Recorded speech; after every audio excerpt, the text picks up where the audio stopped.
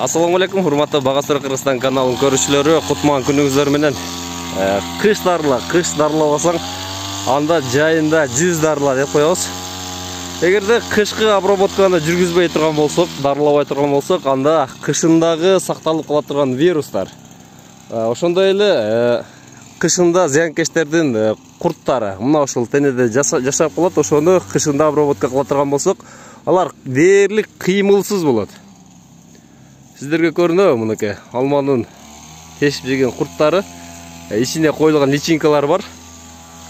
Ошондой эле оорунун вирустары, мына ушулар спора түрүндө кышында сакталып калат. Эгерде мына ушундай кышында же күзүндө бир катар обработка кыла турган болсоңуздар, демек жайкы 50% дарылоодон сактап калса болот да. Бүгүн биз дарылоонун эң оңой жолун кылып атабыз. Кадимкили мочовина, жерге сепкен мочовинаны 5% кылып сеп атабыз. Азыр ушул аппарат 25 литрлик болсо, ичине 20 литр суу куюп, 1 килограмм мочовина салып атабыз. 1 килограмм мочовинаны жылуу сууга эритип алып туруп, 1 литр сууга, анан 19 литр сууну куюп, обработканы жасап атабыз.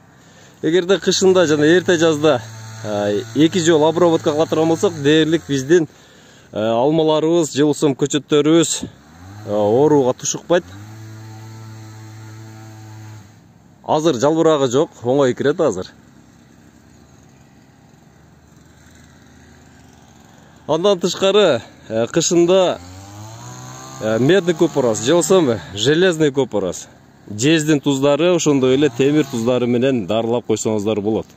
Аптекага барсаңыздар жазып берет.